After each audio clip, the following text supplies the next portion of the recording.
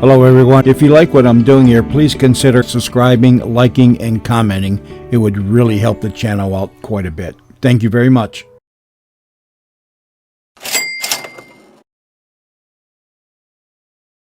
Stay tuned for Mystery Theater.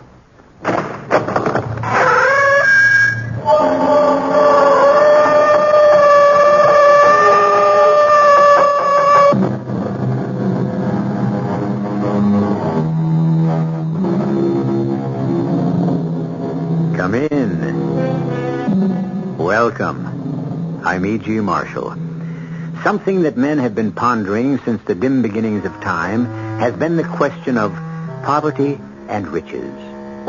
Why are some men destined to be wealthy while others seem fated to be poor?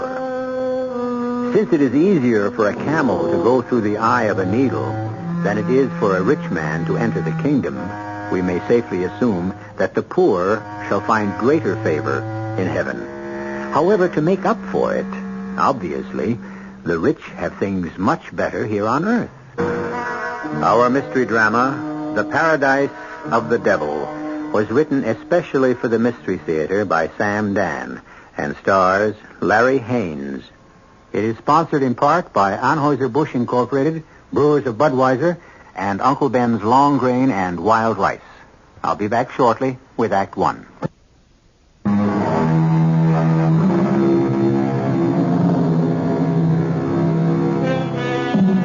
There are those people who will always make money, whether times are good or times are bad. Whatever they touch always seems to turn to gold. On the other hand, we have those people whose timing is always disastrous. Nothing works. Whatever they touch shrinks and shrivels, declines and dwindles. However, there are always exceptions, which is why we have stories. Let us begin ours in a warehouse, a large public warehouse, where many types of merchandise are stored. Everything from food to textiles to appliances to building materials. We are in a remote corner of this huge cavernous compound, and we hear steps approaching. Who is it? Why, the night watchman, of course. His name is Bert Ledoux. He's a very pleasant man in his 60s. But we shall not get to know him well. He is about to be killed. Waiting for him, and hiding behind a huge stack of cement bags, are three men. Here he comes now. Let him turn the corner and give it to him. Ready, Louis? Now. Very good, Louis. You popped him right between the eyes. You get better every time. Let's get out of here.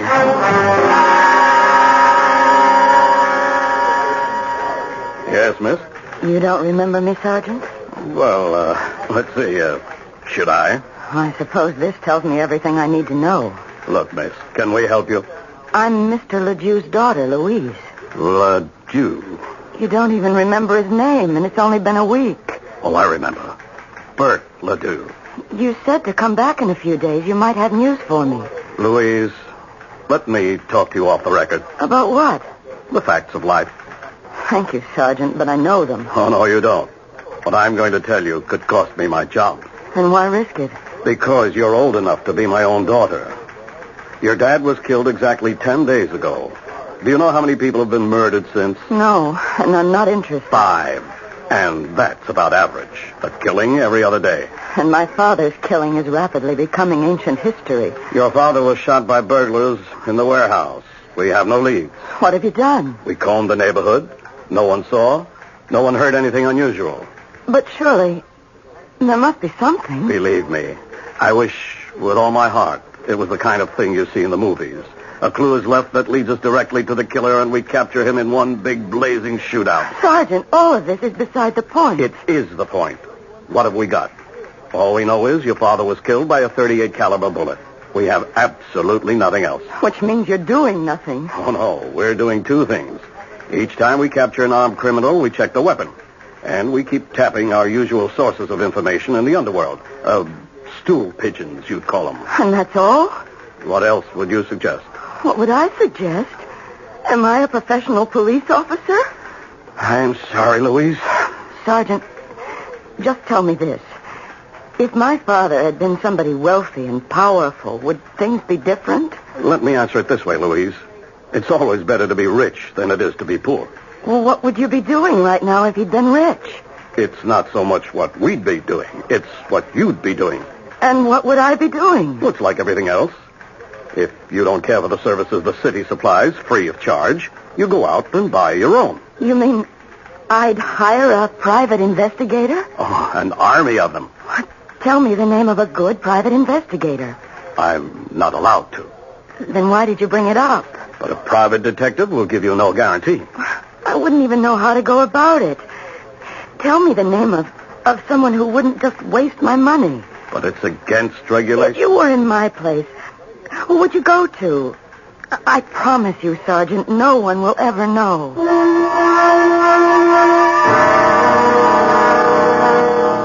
Well, if the police haven't been able to get me where, Miss Ledoux, what makes you think I can do any better? Well, because you think I'm smarter? I'm not. the police have the whole city to worry about. Well, I have other cases, too, Miss Ledoux. Oh, but at least you would... I would what? Well, take a personal interest in the case. Mm-hmm. Miss Ledoux, there are hundreds of killings, just like your father's. Random killings. Killings where there's no leads at all. Where the killers have vanished without a trace. Are you telling me that I must accept the fact that my father's murderer may never be caught? Yes, that's exactly what I'm telling you. If the killer is ever caught, it'll be because he was betrayed by a pal or a woman or arrested for another crime. We can't make those things happen. We have to wait for them. For how long? Well, sometimes forever. In other words, you won't accept the case. And then we have the question of money.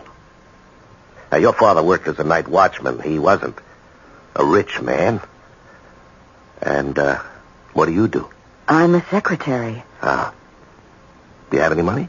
Oh, a few $100 in the bank. Well, I get $95 a day in expenses. How much of my time can you afford? How much do I need? Weeks, maybe months. How can I answer? Mr. Colby, are you familiar with the details of my father's murder? Well, I remember reading in the paper that a night watchman was killed, but that's all I know. Will you do something for me? Go down to the warehouse. Why? Do whatever you have to do to acquaint yourself with what happened. Why? Are you allowed to talk to the police? Of course. Well, find out everything there is to know. And after you do that, if you're convinced there's nothing more to be done, well, that's the way it'll have to be. But if you feel there's something there, anything at all, I'll raise the money to pay your fee. How? I said I would raise it.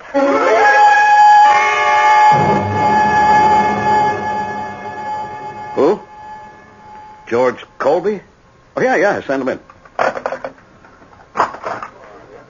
Hey, Georgie. Hi, Sarge. How's private practice? Sarge, I didn't know when I was well off getting paid every week. Did you send me that little Louise Ledoux? Yeah, because I know you're an honest guy, and I figured you'd discourage her. You will, won't you? Well, I should. You mean you won't? Well, there's a little angle on this case that bothers me. Yeah? Yeah, I don't believe the old man was shot by hoods who were knocking off the warehouse. Why not? Because of where it happened, Sarge. He was killed in the wrong part of the warehouse. Well, why do you say the wrong part? Is there a right part for a watchman to get killed? Yeah, there is in this one. Where should he have been killed? Way over on the other side, Sarge. Where they got the stuff the crooks are after. TV sets, tape recorders, cameras, hi-fis, liquor, guns, cigarettes. But where's Ledoux killed? In an area where there's nothing but 100-pound bags of cement. Well, they may have wanted him out of the way. Now, Sarge, this is a clean, professional job. No crook is going to run the risk of murder if he doesn't have to. They were waiting for him. No sign of a fight. They could have tapped him on the head and put him to sleep, but no. Oh, no. They were out to kill him. Why would anyone want to kill a night watchman? Well, maybe he was more than a night watchman. We checked the daughter. She said he had absolutely no enemies. That she knows of.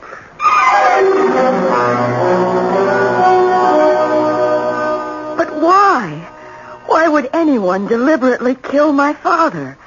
He was the nicest, sweetest... Yeah, I know. To you, he was the nicest, sweetest guy in all the world. Other people may have held a different opinion. Well, talk to his friends. talk to anyone who knew him. Tell me, had he seemed worried or unhappy? Well, not at all. Actually, it was the other way round. He was quite happy. As a matter of fact, now that you mention it, unusually happy. He kept saying to me, "My dear daughter, there is a law of retribution. Many a villain has been hoist on his own petard." So, but your father was an educated man? Yes. He'd been in business, but he lost everything. Oh. The watchman's job was the only thing he could get. But he was glad. He said it gave him time to think. Uh-huh. And you say he was unusually happy just before he died? Yes. And that's what makes it so hard for me to understand why he was deliberately murdered. Oh, I'm not saying he was deliberately murdered, Miss Ledoux. I'm saying I have strong reasons to suspect it. Well, what do you suggest is the next move? Well, you asked me to look into your father's murder, and I did. I don't think it's what it appears to be on the surface. On the other hand, you're not a wealthy girl. Your money could be down the drain. Well, suppose I could raise $10,000. Well, I still couldn't guarantee results. I couldn't pay immediately. I would have to wait for my father's estate to be settled. I thought he didn't have any money. Well, this is a piece of property. The only thing he left. I've already received an offer for it. Uh-huh. Well, I might go through every nickel and we'd be no wiser than we are now. I could be wrong. Mr. Colby, I'm sure you're an extremely ethical person, but isn't it possible for you to talk positively? Miss Ledoux, I don't talk positively and I don't talk negatively. I try to talk truthfully.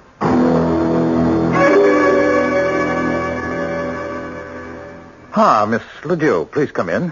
Have a seat. Thank you, Mr. Hawkins. I read about your father's death.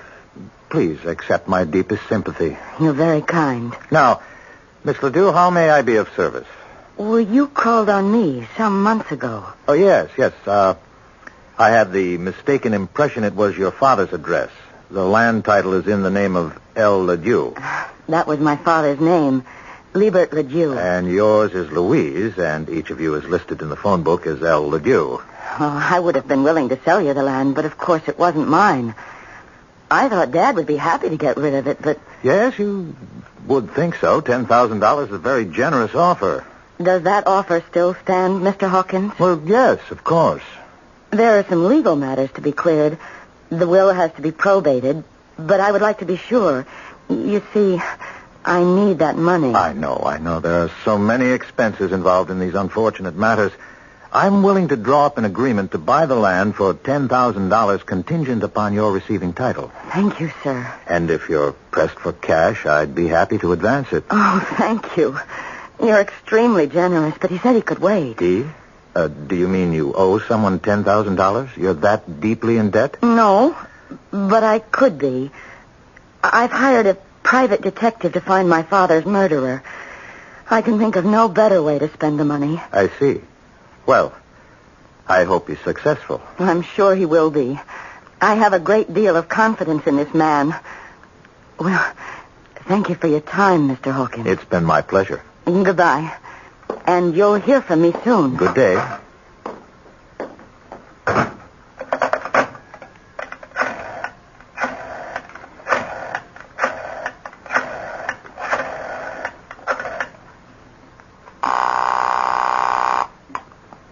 How?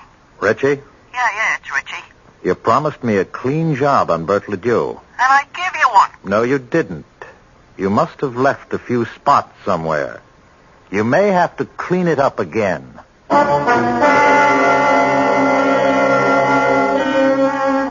They say cleanliness is next to godliness, but obviously some of the devil's disciples are in favor of it also. At any rate, as our friends in the sports world would put it, we have given you the matchups. It's Louise Ledoux and George Colby against Mr. Hawkins and Richie. Richie and Hawkins have already scored. But this game has only begun. There is more action when I return with Act 2.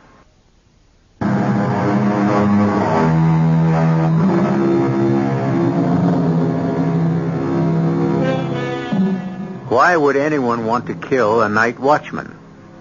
The obvious answer, to rob the building the man has been hired to watch. All too often, the usual answer is usually the correct answer. But Libert Ledoux, evidently, was not your usual night watchman. For one thing, he has a most unusual daughter. She is willing to spend her entire inheritance, if that's what it takes, to find her father's killer. But why do you have to look through all these papers? Miss Ledoux, if the police theory is correct and your father was killed by hoodlums who were out to rob the warehouse, then I have no business in this case. But if there was another motive, I have to look for it somewhere. Do you realize how much there is to go through? Why, there are cartons of old letters and documents and receipts and even poetry and short stories. He used to write those in his spare time. Is this all there is? Oh, do you realize it can take you a week to look through everything in this room? Probably. A week at $95 a day? Is this all there is? Yes. Is this all you're going to do? Just look through this junk? Well, where else can I look? I have to work with what I've got. But what are you looking for? I really don't know. Well, then how can look, Miss Ledoux, this is not an exact science, and if you think I'm wasting your money... I didn't say that. In addition, I want a list of all his friends. But he had hundreds of friends. Oh, nobody has hundreds of friends. Well, he knew a lot of people. Well, we'll begin with those who are closest. Who's his best friend? Well, I guess you'd have to say it was Sid. Sidney Grossman. Grossman. Where can I find him? You can't. Sid's dead. Well, then why did you mention his name? He was only killed 3 weeks ago. Killed? Why? How? Does it matter? All right, tell me about Sid Grossman. He and Dad had a club. They called it the Underachievers Association. Why? Well, because they were both college-educated men, and neither of them ever lived up to his potential. Mr. Grossman had a civil engineering degree. He was a geologist, but he could never hold a job. Why not? He thought the object of life was to have fun. So did my dad. Work interfered with pleasure. Pleasure was the opera, ball games, fishing. So both of them took jobs which made no demands on them and left them free. I see.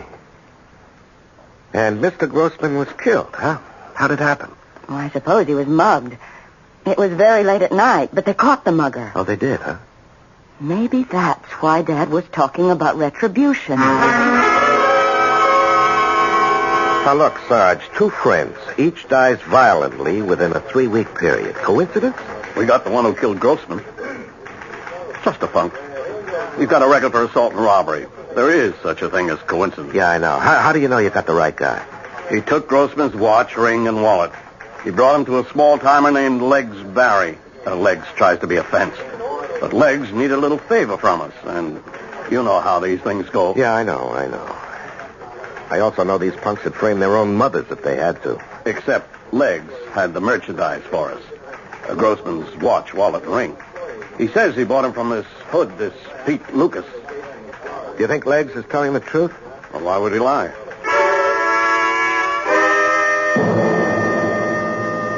I'm being framed. Oh, sure. You're a fine, upright example of red-blooded American manhood, and the police are trying to railroad you. Look, you want to tell them corny jokes? Go into show business.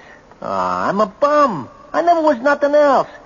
I can't even remember how many people I robbed. And maybe you don't remember robbing Grossman. That one I remember, because that one I didn't do. And you can believe it. Stupid fudge. They don't get me for all the ones I knocked off, but for the one that I didn't... Yeah, life is funny that way, Peter. Tell me, if it wasn't you, how come you fenced off his watch, ring, and wallet? I didn't fence him. This stoolie, this rat Legs Barry, he says I fenced him. Now, why would he lie? Well, they got his girl on a drug charge. He's making a trade. How come he's got the dead man's possessions? Because the mug who done it fenced the stuff with him. Well, why not turn that guy in? Because... How would I know? Well, whoever did it could only have been some punk. Now, why would Legs risk a perjury rap? Don't ask me what's going on. I don't solve crimes. I only commit them. All right. Don't be flip with me, Pete. If you didn't do it, why's the finger on you? Look, I never killed nobody in all my life. Pete, you're not answering me. I want to know if you were fingered, why? Why? Okay, maybe the guy wasn't mugged. Maybe it was something else. Like what? Maybe they wanted to look like he was mugged, so that's where I come in. If you want to have everybody think it was robbery, then I'm the one who can make everybody happy. After all, don't I have the rep? Huh? Well, the jury takes one look at me and I'm up the river. You talk about they. Who are they? I don't know. Huh? Ever hear of a man named Bert Ledoux? No. Is there anything buzzing in your circles about Ledoux and Grossman? No. Look, don't be stuck with that underworld code nonsense. What code? If I knew something, I'd sing like a cage full of canaries. I didn't do it.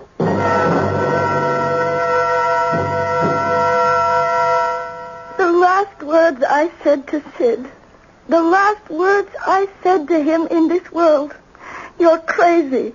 Those 2 words. You're crazy. Yeah, well, I'm sorry, Mrs. Grossman. But it's true. He was crazy. Only a crazy person would go out 2:00 in the morning, and he had just come back. You're back from where, Mrs. Grossman? Do I know? Did I ever know? Him and that crazy Bert Ledoux. They were a pair. Yeah, where had he come back from, Mrs. Grossman? Only the week before.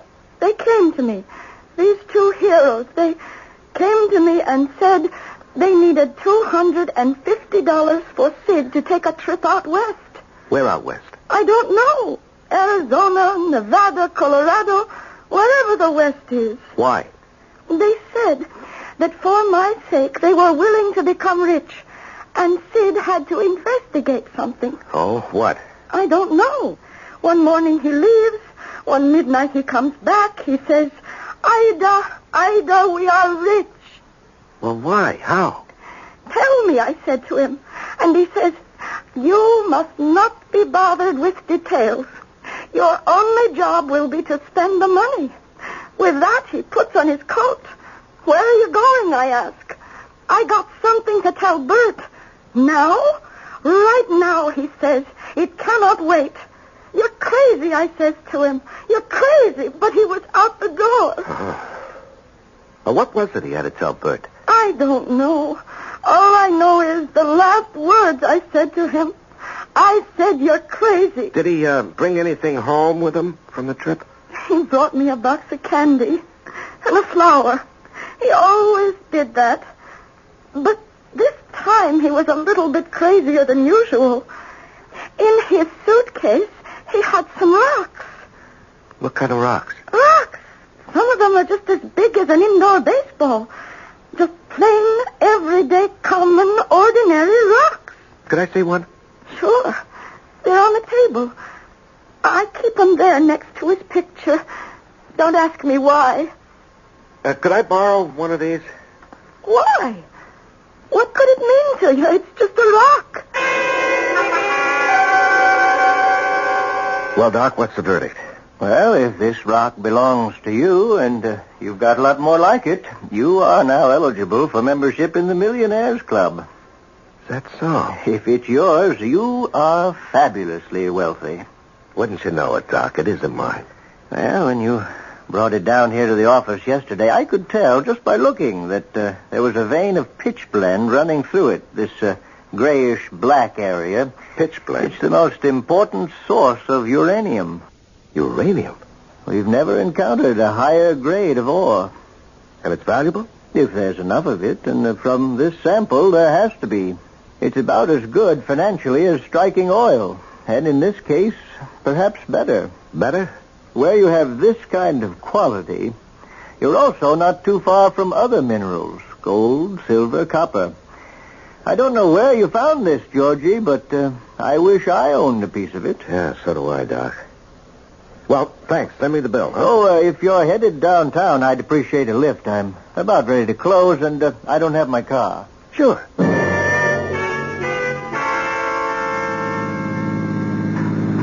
George, I always wondered, what makes a guy want to become a private detective? Oh. What makes a guy want to become a geologist? What are you looking at? You keep glancing into that rear view mirror.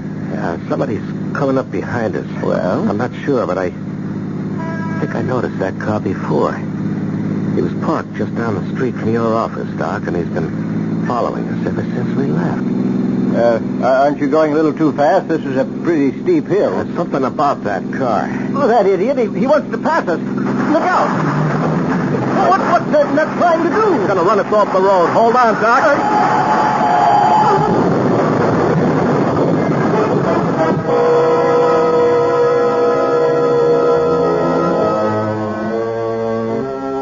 Do these things occur in series of threes?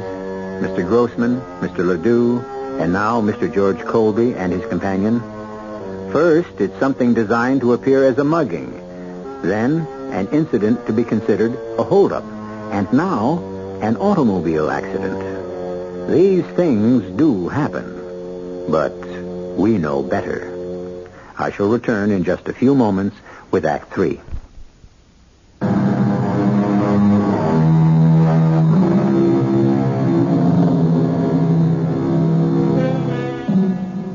They were just two carefree elderly men. They owned little more than the clothes on their backs. Or did they? In less than a month, both were dead, seemingly victims of random violence. And as Private Investigator George Colby has learned, it is obviously dangerous to probe into their affairs. A mugging, a robbery, and now an auto accident. George! He's going to run us off the road. Hold tight.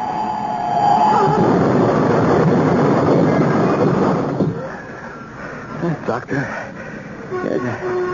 I think I'm okay. All right, take a breath. Try to move your arms and legs. Anything hurt? I think I'm okay. You're bleeding. Oh, I don't think it's bad. Can you move? Yeah. Okay, out of the car, quickly. Why? Because we have to burn it.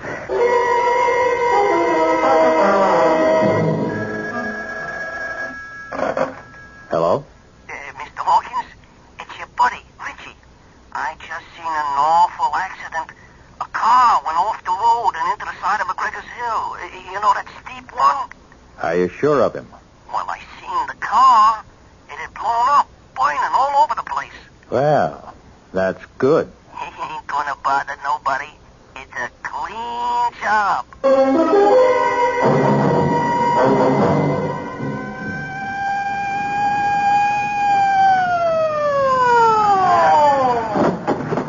George, what's all this? Hello, Sarge. You should be in the hospital. No. It's not as bad as it looks. Well, why'd you have the highway cop call me? Why not an ambulance? Now, listen, Sarge. The Grossman thing was no mugging. The Ledoux killing was no holdup, and this was no accident. What are you talking about? We were forced off the road. Could you see by whom? No, it happened too fast. Now, look, Sarge, can you give it out that we were killed? I can't do that. Why not? Well, because Now, look, Sarge. 2 men have already been murdered. Whoever was after them is after me. Let them think they're in the clear. Have you got a line on who the killer could be? No, not yet. But I know who to ask.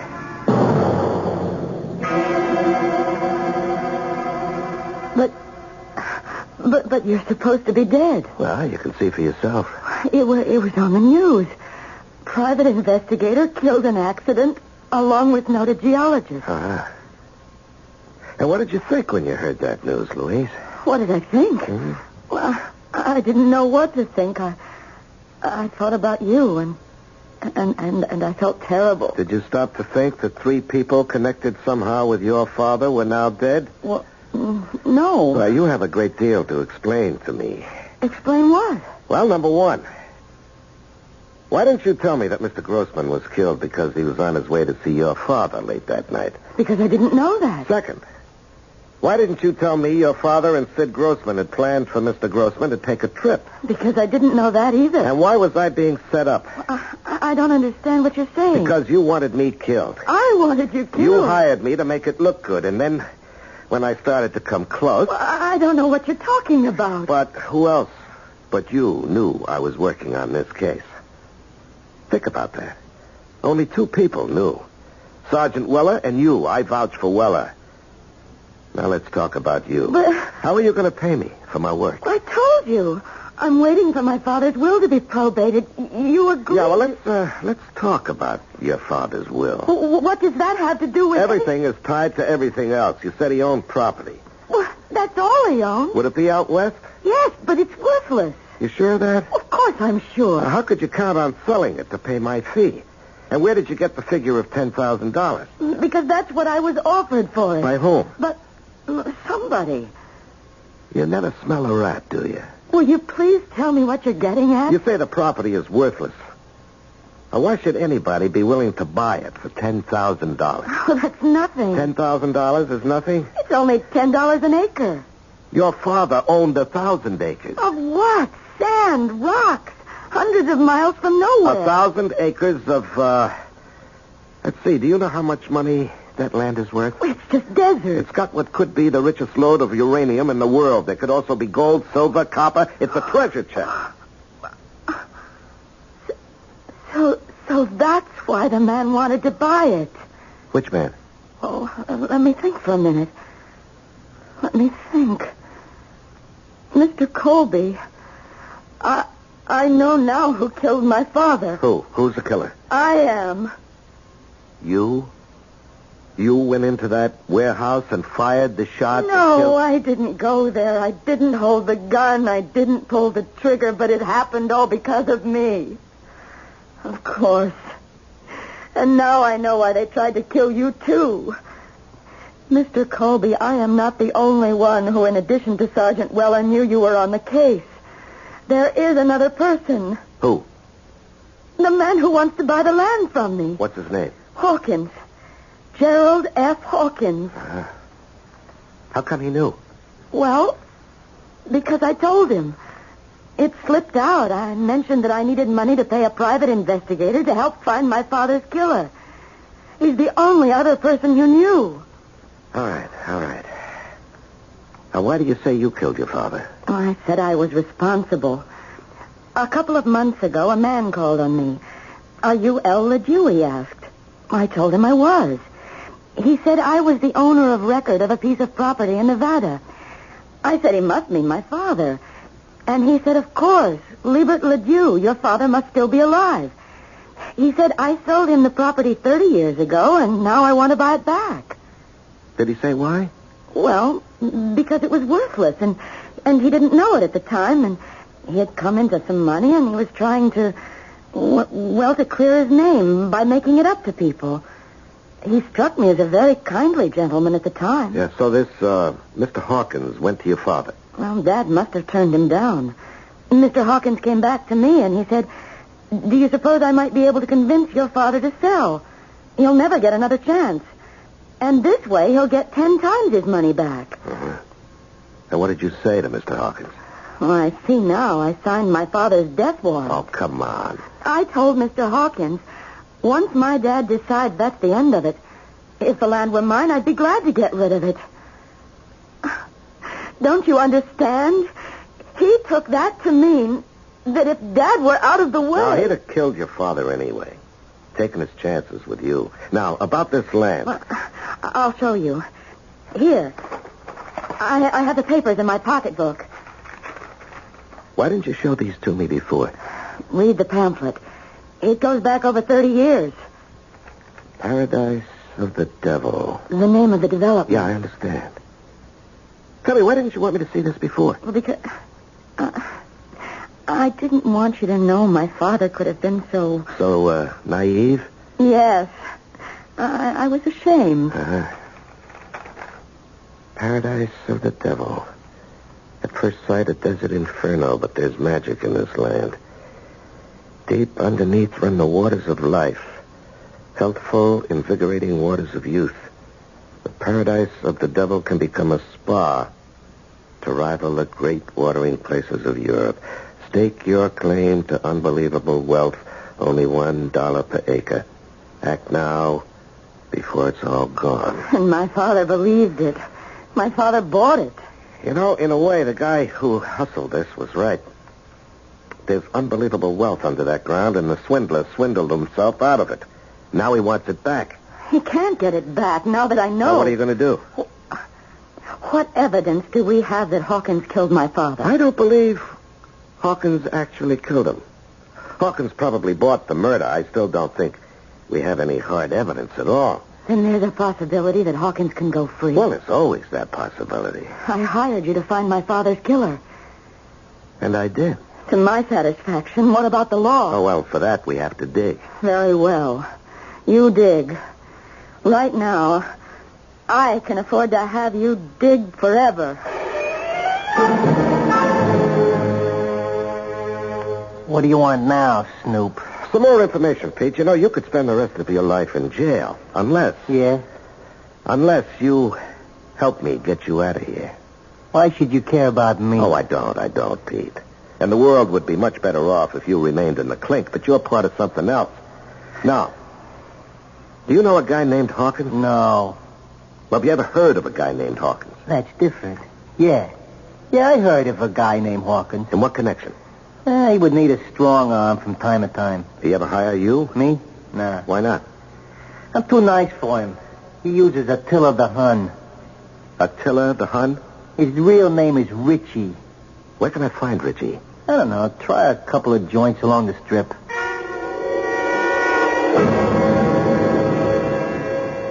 Ah, Miss Ledoux, come in. Sit down. Glorious day. Must be a sign that... God's in his heaven and all's well with the world. Yes, quite. Now, as I promised you, I had this agreement drawn up, and if you sign it, you will receive the $10,000 for the property as soon as your father's will has been probated. Read it over. You'll see it's in order. Yes, I'm sure it is. I would like a few minor changes. Well, certainly. First... Well, are there many? I may need a fresh sheet of paper. That would be wise. Yeah, go right ahead. I, Gerald F. Hawkins, admit complicity in the murder of Liebert Ledoux and Sidney Grossman. Ledoux? What are you saying? I think you heard me. This was so I could swindle Mr. Ledoux's daughter out of some uranium-rich property. I really don't understand. I hope you see this gun I'm holding in my hand. Now, Miss Ledoux, don't be foolish. You can't prove anything. Right as I tell you, or I'll kill you. You'll go to prison. I'll have avenged my father's death. Don't turn around, sister. Drop the rod. Richie. Yeah, Richie. I come by for my pay, and I hear this little show going on. Come on, sister, drop it. That's nice. We have to get rid of her. She knows. Yeah, we'll get rid of her. I'll make it clean. First, we get rid of you, pal. What? I just found out what's going on. All the uranium in the world. I understand it's like gold, oil, you know. Now it's mine. Yours? Why not? Do I have to be a bum all my life? I knock you off with her pistol. She did it because you're responsible for her old man's death. No, Richie. You are, ain't you? You hired me. I took care of both of them for you. Ledoux and Grossman. That's true, ain't it? Yes, but I paid you. I'll pay you more. Now I knock you off. Then I make her sign a bill of sale, turning the land over to me. Oh, never Don't say that, sister. Once I start to convince you, you'll beg me to let you sign. Then, filled with remorse, as it says in the books, you turn the gun on yourself. Richie, you're crazy. Sure he's crazy. Hey, You're dead. I told you he was crazy. You can see him alive. George, Mr. Colvin. Everybody stand still, especially you, Richie. You guys got it all down on the tape recorder, Sarge? Yeah, we got it. But I don't understand how... It's all a mistake. It's a frame-up. Maybe it is, maybe it ain't. Let's wait for the jury to decide that. Sergeant, why did you take him in? You bet. Let's get moving. All right, boys, come on. Nice and slow. Oh, I did something stupid. I know it. What would you have done if I wasn't able to get a line on Richie? You know, you'd have been dead. But you did get a line on him. And I'm alive. You just don't think.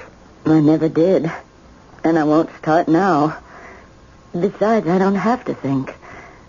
Why should I? Why should you?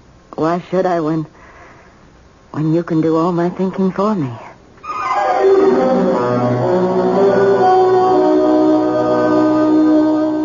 She was always quiet. A hard girl for her co-workers to figure out. So, they thought she was a little bit off. That's because she was poor and single. Now that she's rich and married, she's merely a delightful eccentric. I never told you the world was fair. All I ever wanted you to believe at this stage of the program is that I will be right back.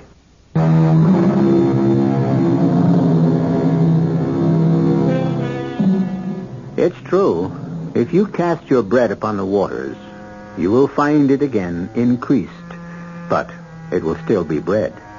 On the other hand, there are some people who cast bread and recover cake. Who is to say that good-natured, gullible, trusting Bert Ledoux, who was cheated by everyone, wouldn't have had the last laugh after all? Who can say he didn't make a really smart investment 30 years ago? And actually, it's not that he wasn't smart. He just didn't have enough luck. Our cast included Larry Haynes, Bob Caliban, Catherine Byers, Peter Collins, and Gil Mack. The entire production was under the direction of Hyman Brown. Radio Mystery Theater was sponsored in part by Buick Motor Division. This is E.G. Marshall inviting you to return to our Mystery Theater for another adventure in the macabre. Until next time, pleasant dreams.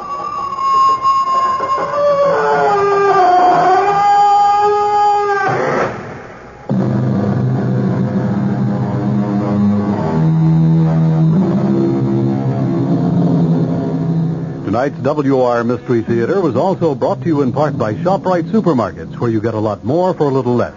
The preceding program is furnished by the Columbia Broadcasting System.